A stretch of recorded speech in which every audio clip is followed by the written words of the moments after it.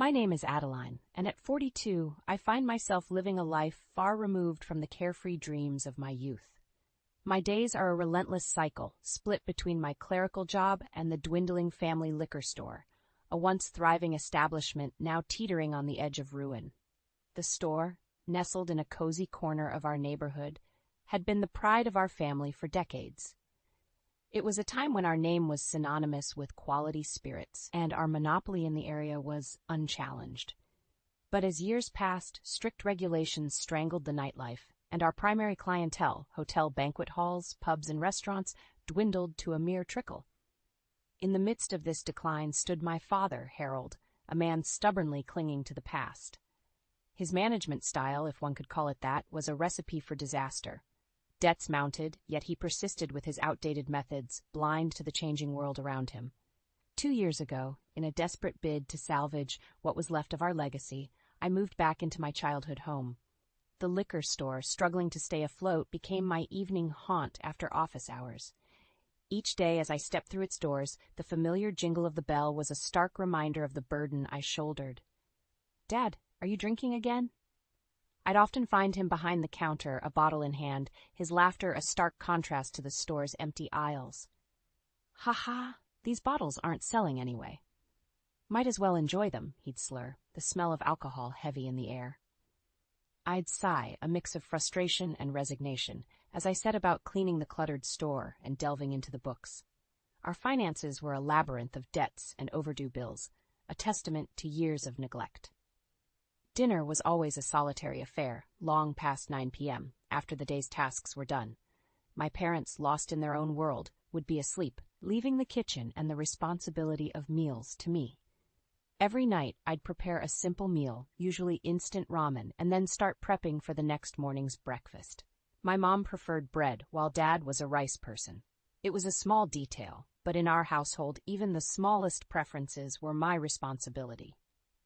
Weekends, which should have been my respite, began at the crack of dawn, thanks to my mother, Irene. "Adeline, make your father's miso soup quickly," she'd demand, her voice cutting through any hopes of rest. "Why can't you do that, Mom?" I'd protest, only to be met with her sharp retort. "Why should I have to do the housework when you're here? Now get up." I had always been the meticulous one, the daughter who naturally took on chores and responsibilities.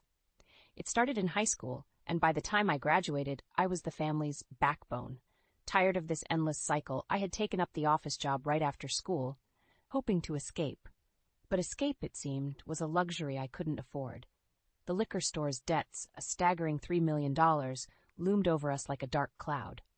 Living frugally became second nature to me. $1 cosmetics, homemade lunches, enduring the cold to save on heating, all in a desperate bid to keep us afloat. One day, as I suggested leveraging the internet to boost sales, my father's response was as predictable as it was infuriating. "Our old way is the best way. I'm not the problem, the world is."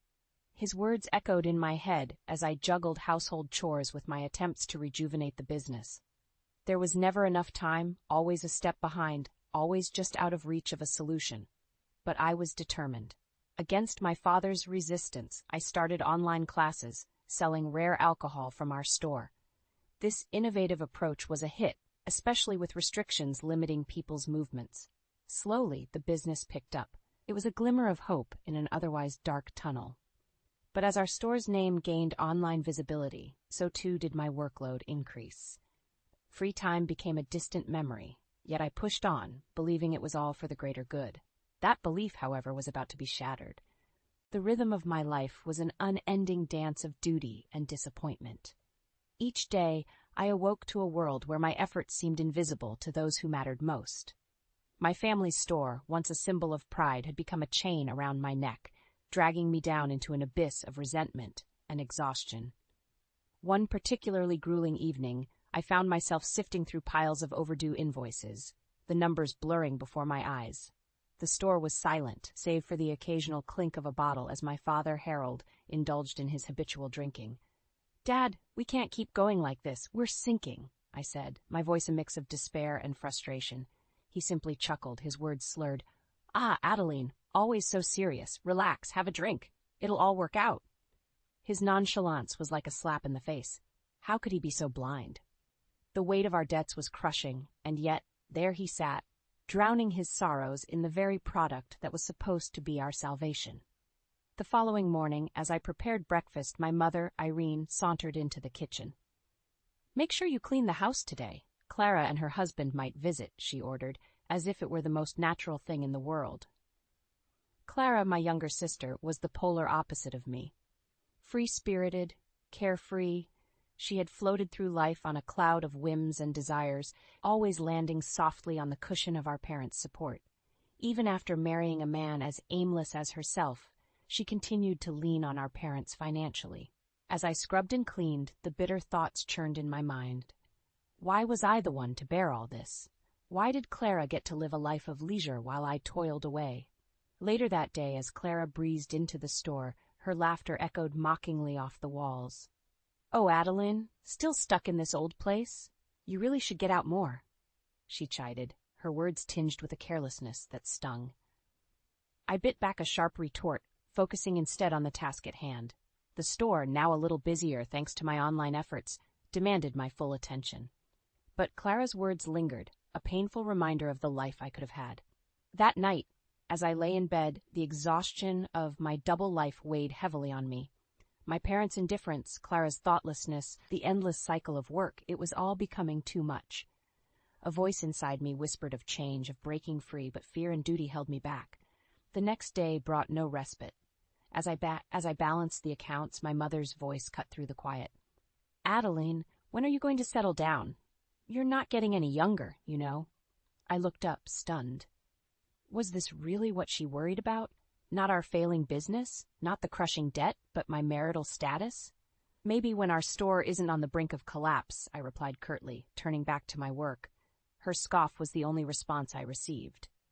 As days turned into weeks, the strain began to take its toll. Sleepless nights, skipped meals, and constant stress left me worn and weary. But there was no time to rest, no time to breathe. The store, the house, my job, they all demanded more of me than I had to give. It was during one of these endless days that I received the news. Clara was pregnant. The family buzzed with excitement, a stark contrast to the chaos that was our reality. "That's great, the first grandchild," I managed to say, a forced smile on my lips. But my mother's next words were like a cold splash of water. "That's why you need to leave the house." I stared at her, disbelief and anger warring within me. "What? Why?"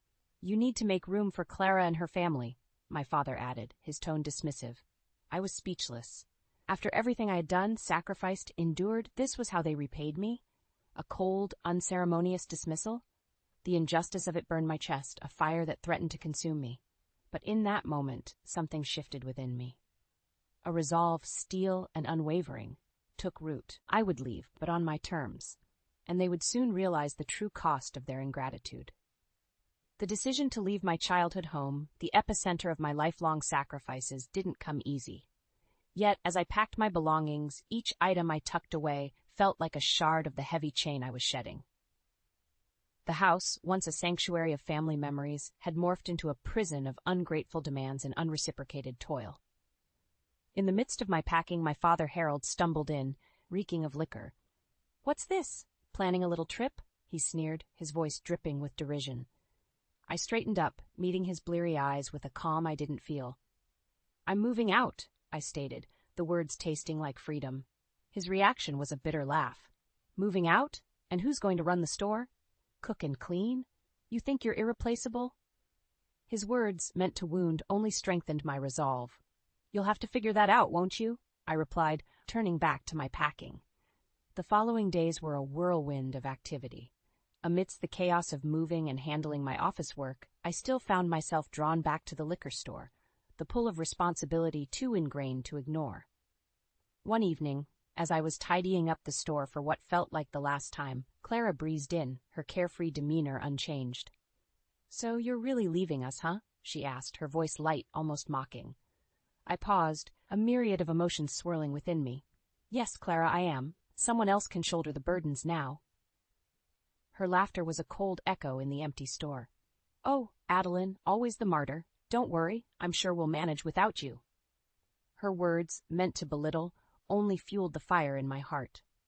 My family's true colors were glaringly evident now, selfish, uncaring, and utterly blind to the sacrifices made in their name. The night before my departure, as I sat amidst boxes of my life, a sense of surreal calm enveloped me. The years of being the dependable daughter, the responsible sister, were coming to an end. But as I looked around the room, a wave of sadness hit me. This was the home where I grew up, where I laughed and cried, where I dreamed of a future that was never mine. My mother, Irene, appeared at my door, her expression unreadable. "You don't have to do this, Adeline. We need you here." Her words, so devoid of understanding, stung. "No, Mom, you needed me. You just never realized it." The day I left, the house was silent, an eerie testament to the void I was leaving behind. My parents stood by, their expressions a mix of confusion and resentment, as I loaded the last of my things into the car. As I drove away, the familiar streets of my childhood receded in the rearview mirror. I felt a pang of loss, but more than that, a burgeoning sense of relief. I was leaving behind a life of thankless servitude, stepping into a future where my worth wasn't measured by the sacrifices I made for others. But as the distance between me and my former life grew, so did my resolve. My family, so accustomed to my constant support, would soon face the harsh reality of their own making, and I, freed from their unappreciative grasp, would finally start living for myself. Settling into my new apartment, a modest but cozy space, I felt the first true breath of freedom I had experienced in years. It was a stark contrast to the burdensome atmosphere of my parents' house. Yet, even in this newfound tranquility, the echoes of my past life haunted me. It wasn't long before the reality of my family's dependence on me became painfully apparent. My phone buzzed incessantly with calls and messages from home. Each plea for help, each demand for my return, was a reminder of the suffocating expectations I had escaped. One evening, as I was preparing a simple dinner for myself, my phone lit up with a familiar number. Bracing myself, I answered. It was my father, Harold, his voice slurred and angry. "Adeline, where are you? The store is a mess. We need you here," he barked into the phone. I clenched my jaw, the old feelings of obligation tugging at me. "Dad, I've moved out. You and Clara will have to manage on your own." His response was a string of insults and accusations, blaming me for abandoning the family in their time of need. His words were like daggers, aimed to wound, but I had grown a shield of resolve. "I'm not your crutch anymore, Dad. You'll have to stand on your own," I replied, my voice steady despite the turmoil inside. The days that followed were a relentless barrage of guilt trips and emotional blackmail. My mother, Irene, played her part well, lamenting how I could leave my family in such dire straits. "You're being selfish, Adeline. Think about what you're doing to us," she implored during one of her many calls. But the years of neglect and underappreciation had hardened my heart. "I've thought about it for far too long, Mom. Now, it's time for me to think about myself." Amidst this tumult, I found solace in my work and the few friends I had kept at a distance over the years. Among them was Marcus, a colleague from the office who had always been kind, but whom I had never allowed myself to get close to. One day, after a particularly grueling call with my mother, Marcus noticed my distress. "Adeline, you okay? You've been looking really stressed lately," he said, his concern genuine. I hesitated, then decided to open up. "It's just family stuff. I recently moved out, and they're not taking it well." Marcus listened intently, offering a sympathetic ear and words of encouragement. His kindness was a balm to my weary soul. For the first time in a long while, I felt seen and understood. But the reprieve was short-lived. The stress of juggling my new life, the constant barrage from my family, and the lingering guilt took its toll. One day at work, as I sat at my desk, the room began to spin. The last thing I remember was Marcus's voice calling my name before everything went black. I awoke in a hospital bed, my head throbbing with pain. Marcus was there, his face etched with worry. "You gave us quite a scare, Adeline. You collapsed and hit your head. How are you feeling?" Tears welled up in my eyes, not from the pain, but from the overwhelming sense of care and concern I had been denied for so long. "Thank you, Marcus. I don't know what to say." Marcus squeezed my hand gently. "Don't say anything. Just focus on getting better. And maybe, when you're ready, think about making some changes. You can't keep going like this." His words resonated deep within me. For so long I had lived for others, neglecting my own well-being. It was time to make a change, to live for myself. As I lay in that hospital bed, the realization hit me hard. My family's selfishness and dependence had nearly broken me, but now I was on the path to healing and self-discovery, and I was determined to not let anyone pull me back into the abyss from which I had just crawled out. Recovering from the incident at work, I found myself at a crossroads. Marcus's words echoed in my mind, urging me to change the trajectory of my life. It was time to prioritize my health and happiness over the never-ending demands of my family. The decision was made. I would no longer be at the beck and call of my parents and Clara. This newfound resolve, however, did not stop the onslaught of calls and messages, each more desperate and manipulative than the last. One evening, as I sifted through my mail, a call from my mother, Irene, came through. Her voice was shrill, laced with panic and anger. "Adeline, you need to come back. The store is failing without you. We're struggling to keep up." Her plea was a twisted symphony of guilt and blame. "You're responsible for this mess. You can't just abandon your family." I felt a surge of anger, but it was quickly replaced by a steely calm. "No, Mom. I'm not responsible for the years of mismanagement and neglect. You and Dad made your bed. Now you have to lie in it." Her response was a mix of incredulous outrage and desperate bargaining, but I stood firm. The chains of guilt and obligation had been broken. As days turned into weeks, the frequency of their calls diminished, replaced by a foreboding silence. I immersed myself in my work and started exploring hobbies I had long neglected. Life was beginning to have a semblance of normalcy and peace. Then, one day, a call from Clara jolted me back to reality. Her voice was hysterical, a stark contrast to her usual carefree tone. "Adeline, you have to help us. The store is on the brink of closure. We're drowning in debt." Her words were laced with panic and a hint of realization of the gravity of their situation. But it was too late. "Clara, I warned you all. I can't fix years of mistakes and neglect. You need to figure it out," I replied, my voice void of the sympathy she sought. The call ended with Clara's sobs and pleas echoing in my ears, but they no longer had the power to sway me. My family had to face the consequences of their actions, the result of years of taking my efforts for granted. Weeks passed, and the inevitable news arrived. The family liquor store, once a cornerstone of our neighborhood, had closed its doors for good.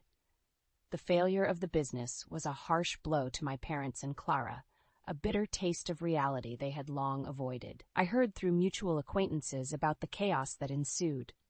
My parents, unable to cope with their new reality, were consumed by blame and regret. Clara and her husband, faced with the harshness of responsibility, were at a loss, their illusory world shattered. There was a part of me that felt vindicated, seeing them finally reap what they had sown. But there was also a pang of sadness for what could have been if only they had appreciated and reciprocated my efforts. As I reflected on these events, I realized this was not just the end of the family business, but the end of a chapter in my life, a chapter filled with sacrifice and unacknowledged labor. Now it was time to write a new story, one where I was the protagonist of my own life. Life in my new world, unshackled from the chains of familial obligation, was a revelation. My days, once dictated by the whims and needs of my parents and Clara, were now my own.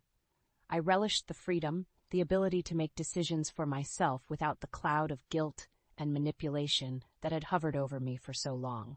But even in this newfound paradise, the specter of my old life occasionally intruded. One day, as I was enjoying a quiet evening at home, my phone rang with an all-too-familiar number. The sight of it stirred a mix of irritation and curiosity. Bracing myself, I answered. It was my mother, Irene, her voice tinged with desperation. "Adeline, you have to come back. We're in trouble. The debt collectors are after us." Her plea, once capable of dragging me back into the mire, now fell on deaf ears. "Mom, I've told you before. I can't help you. You need to sort this out yourselves." "But we're your family. How can you abandon us like this?" she cried, the audacity of her words almost laughable. "Family?" I retorted, my voice cold. "The same family that took my efforts for granted, that kicked me out when I was no longer convenient? I think you've mistaken me for someone else." The line went dead, her silence more telling than any words could be. They were finally starting to understand the gravity of their situation, the consequences of their actions. Over the next few weeks, news of my family's plight trickled in through various channels. The once proud owners of the neighborhood liquor store were now pariahs, weighed down by debt and shunned by those they had once considered friends. My sister Clara, who had never known a day of hard work, was now facing the harsh realities of life. Her husband, equally inept at dealing with adversity, was no support. Their marriage, built on convenience and financial dependence, was crumbling under the strain. I heard about their heated arguments, their desperate attempts to find easy ways out, and their incessant blaming of each other for their downfall. It was a pitiful sight, yet a part of me felt a sense of poetic justice. They were finally experiencing a fraction of the hardships I had endured for their sake. But it was during a chance encounter at a local cafe that the full extent of their decline became apparent. Seated at a corner table, I saw my parents, haggard and worn. They were arguing, their voices a mix of anger and despair. I watched unseen as they laid bare the years of mismanagement and selfish decisions that had led to their undoing. The sight was sobering. This was the family I had left behind, a family that had never valued me until I was gone. Their downfall was of their own making, a direct result of their actions and choices. As I left the cafe, a sense of closure washed over me. I had moved on, built a life where I was valued and appreciated. The echoes of my past, though still lingering, were just that, echoes. They no longer had the power to dictate my life or my happiness. The chapter of my life, defined by thankless sacrifice and unreciprocated loyalty, was closed. Ahead lay a path of self-discovery and fulfillment, a journey I was eager to embark on. The days turned into weeks, and weeks into months, each passing moment affirming my decision to step away from the life that had once threatened to suffocate me. I had created a world for myself, a sanctuary where respect and self-care were not just ideals, but realities. In this new life, I found joy in the small things. The quiet mornings, the leisurely walks, the books I had always wanted to read but never had the time for. My job, once a mere escape from the chaos at home, now became a source of fulfillment and growth. It was during this period of tranquility that Marcus, my colleague who'd been a pillar of support, became more than just a friend.